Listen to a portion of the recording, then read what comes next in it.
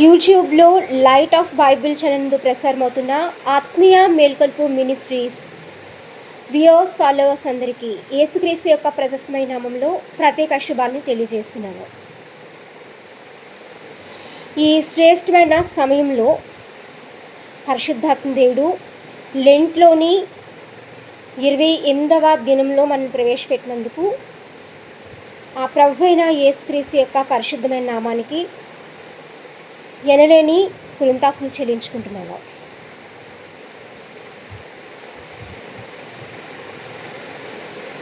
మరి ఈరోజు దైవ వర్తమానంలోకి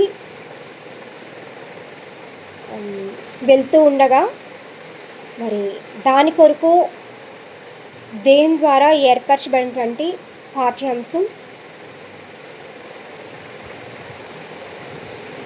లూకా సువార్త 20వ అధ్యాయము 41-42 వచనాల నుండి గ్రహింపబడి ఉన్నదని తెలియజేయడానికి ఎంతగానో ఆనందాన్ని వ్యక్తపరుస్తున్నాను.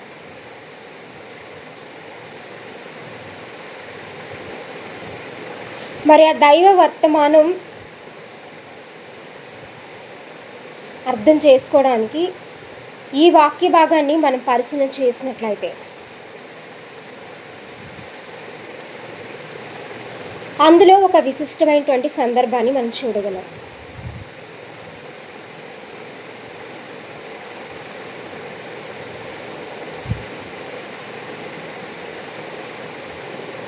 మరి కొంతమంది వ్యక్తులు మాట్లాడుకోవడాన్ని మనం గమనించవచ్చు. మరి అక్కడ యేసుక్రీస్తు ప్రభు వారిని కొంతమంది ప్రశ్నిస్తున్నారు. పాత నిబంధన గ్రంథంలో కీర్తనల గ్రంథంలో మరి ముఖ్యంగా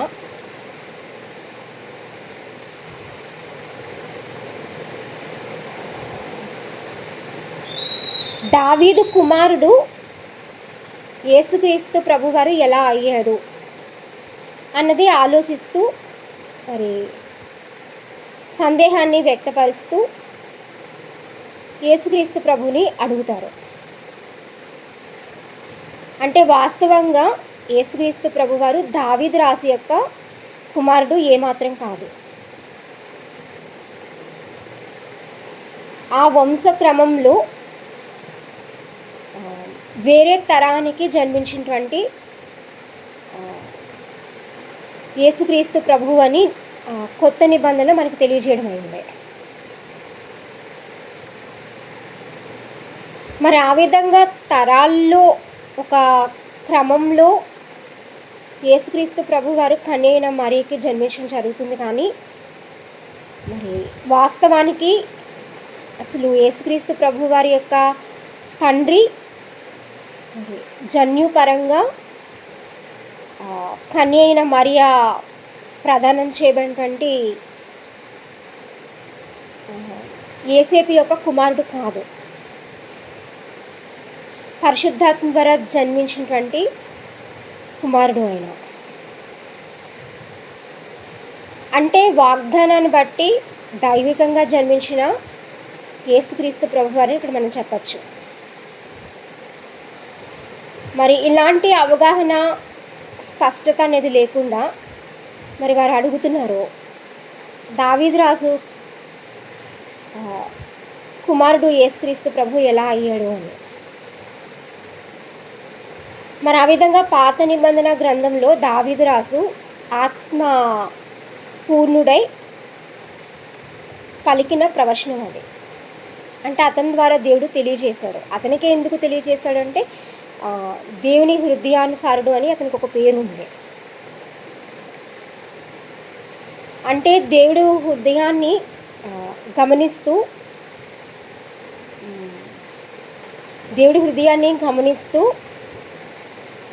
ఆయన ఉద్దేశాలకు అనుగుణంగా ఆయన మీద ఆధారపడుతూ ఆయన అధికారంలోనే సమస్తము చేసేటువంటి అలవాటు మరి రాజైన దావీదుకు ఉండేది. అంతేకాకుండా మరి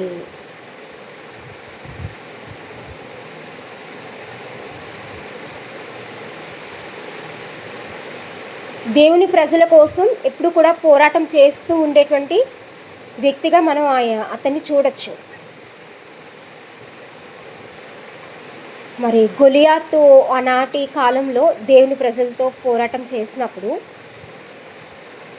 దావీదు రాజు రోషం తెచ్చుకొని పౌరుషం కలిగి యుద్ధం చేసి ఆ విధంగా సున్నతి లేనటువంటి గొలియాతుని గెలవడం జరుగుతుంది. గులక రాళ్లతో మరి గొలియాతుని ఎదుర్కొని దేవుని ప్రజల్ని రక్షించడం జరుగుతుంది. మరి ఈ విధంగా దావీదు రాజు యొక్క చరిత్ర మనము చూడొచ్చు.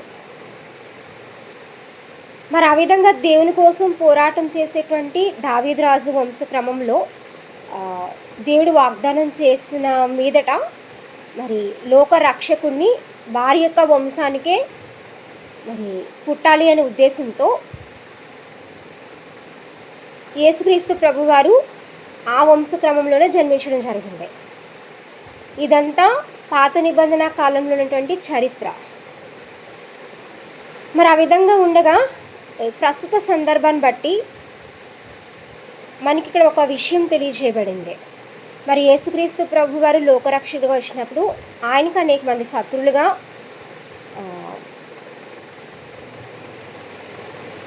ఉంటూ ఆయన పనులకి ఆటంకాలు కలుగు చేస్తూ ఉండేవారు. అంటే యేసుక్రీస్తు అనుగురించేటువంటి రక్షణ అనేది ఉండకుండా మరి దానికి సంబంధించినటువంటి శిలువలో బలి అనేది జరగకుండా ఆయన ఉద్దేశాలు ప్రజల్లో నెరవేర్చబడకుండా ఉండడానికి అనేక ప్రయత్నాలు చేస్తూ ఉండేవారు. మరి ఆ విధంగా యేసుక్రీస్తు ప్రభువుని ఆ విధంగా వారు పట్టుపట్టి టార్గెట్ చేసేవారు అనమాట. ఎప్పుడు దొరుకుతాడా, ఎప్పుడు హతమార్చుదామా అనేటువంటి చూపు ఎప్పుడు కూడా యేసుక్రీస్తు ప్రభువు పైనే ఉండేది.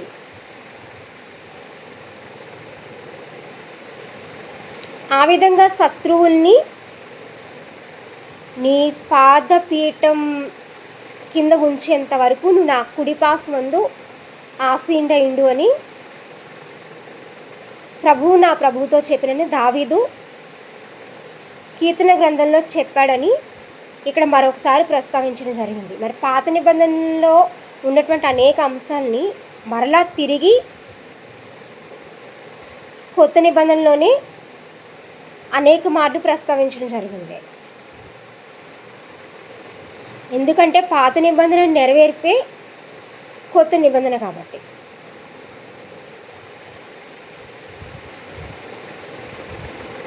మరి అది సంపూర్ణంగా నెరవేర్చబడడానికే యేసుక్రీస్తు ప్రభువారు లోకరక్షకుడిగా రావడం జరిగింది. మరి ఇదంతా కూడా తెలిసిన విషయమే అయినప్పటికీ కూడా మరి నీతిమంతుల్ని జ్ఞాపకం చేసుకోవడం అనేది ఎంత ధన్యకరం, ఎంతో ఉపయోగకరం, మేలు కూడా. అది వాళ్ళకి ఇచ్చేటువంటి గౌరవం అన్నమాట. మరి ఆ విధంగా ఇక్కడ దావీదు రాజు ద్వారా యేసుక్రీస్తు ప్రభువు వారు మరి ఎలా కుమారుడుగా జన్మించడం జరిగిందో ఆత్మీయంగా మనము తెలుసుకున్నాం.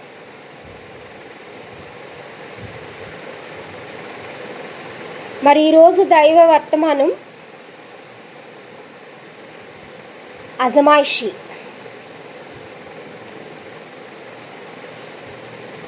అజమాయిషి అనే మాట వినగానే ఒకానొక పెత్తనం,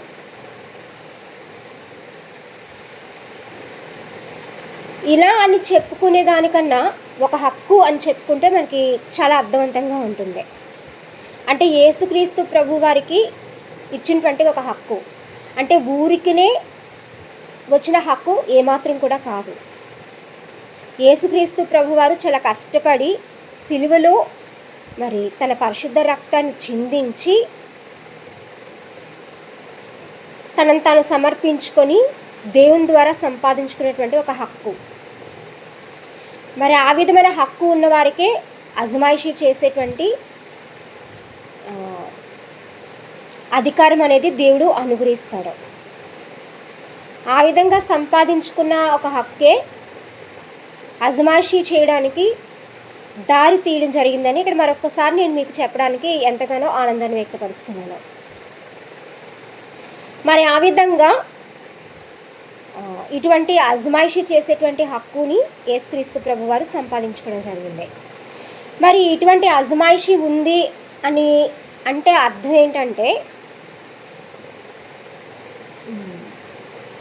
యేసుక్రీస్తు ప్రభువారు కూర్చోమంటే కూర్చోవాలి, లేవమంటే లేవాలి, ఏది చేయమన్నా చేయాలి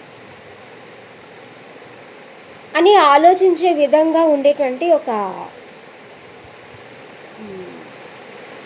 హక్కు అది.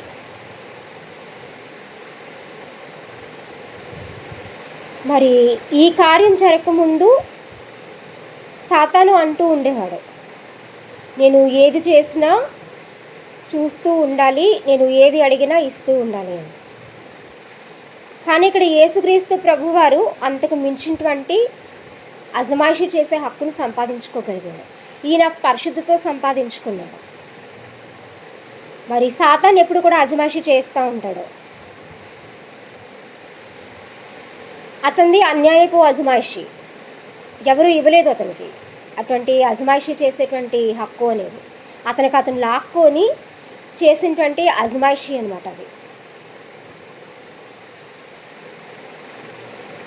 కానీ ఇక్కడ యేసుక్రీస్తు ప్రభువారు అనేక మందికి మేలుకరంగా ఉండడానికి, దీవెనకరంగా ఉండడానికి మరి శిలువలో బలయ్యి అనేక మంది పాపను రక్షించి సంపాదించుకున్నటువంటి హక్కుగా ఆయనకి అజమాయిషీ చేసేటువంటి అధికారాన్ని దేవుడే స్వయంగా ఇచ్చాడు.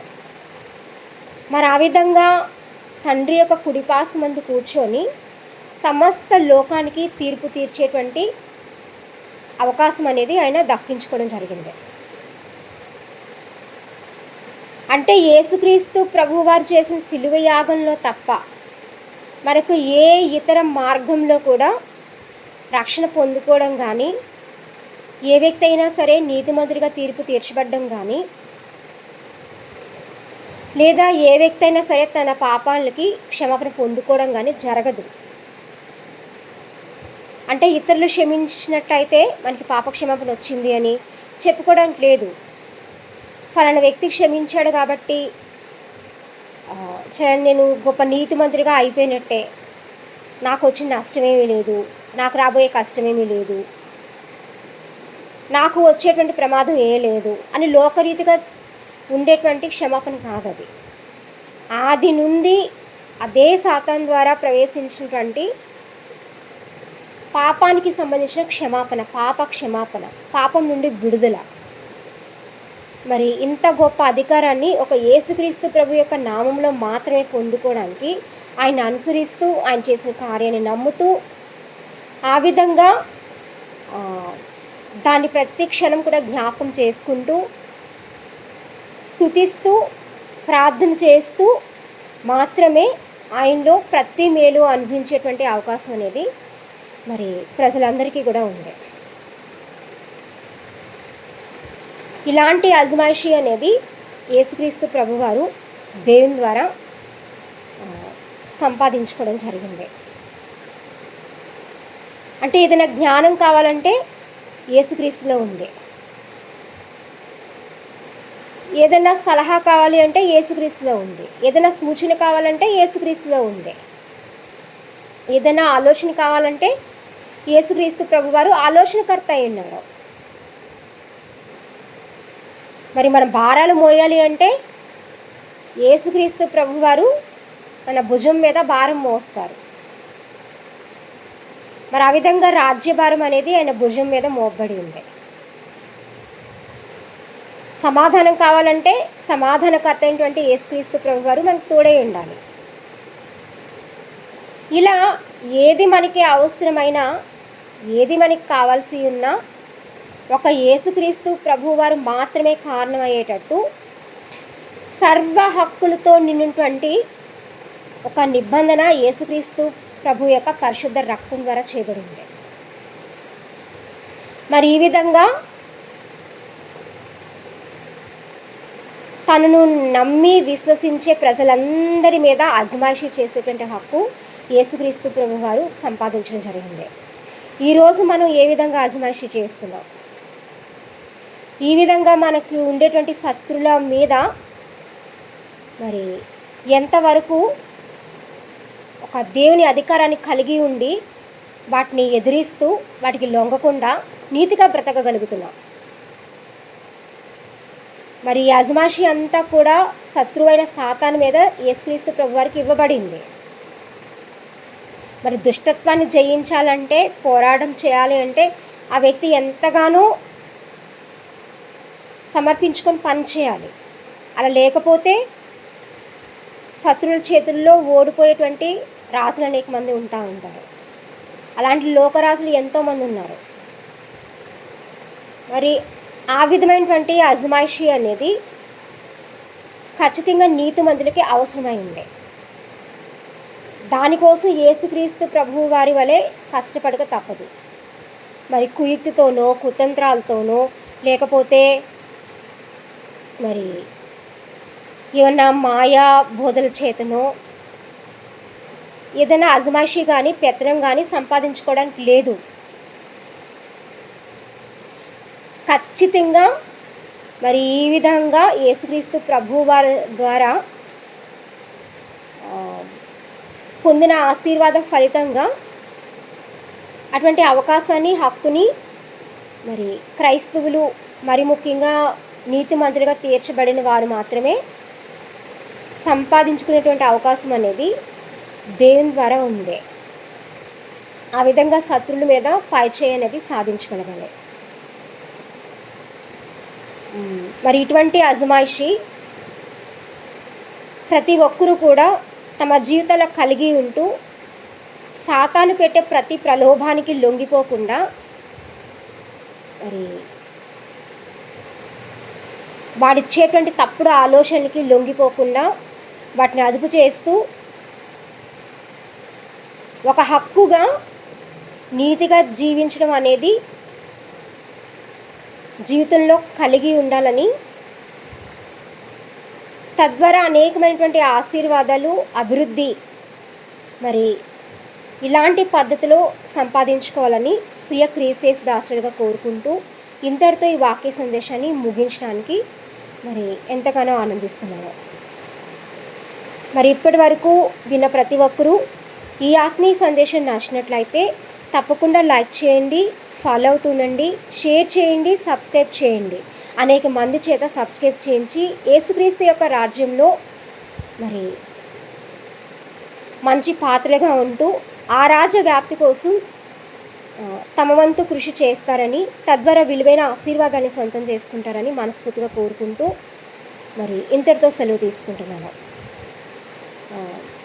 Servant of God evangelist B Vijayavahini, ఆత్మీయ మేల్కొల్పు ministries Telugu online service, light of Bible channel in YouTube. Thank you all for watching and subscribe. Please keep watching and follow. దేవుడు మిమ్మల్ని మీ కుటుంబాన్ని బహుగా ఆశీర్వదించి ఫలింపు చేయనుగాక. ఆమేన్.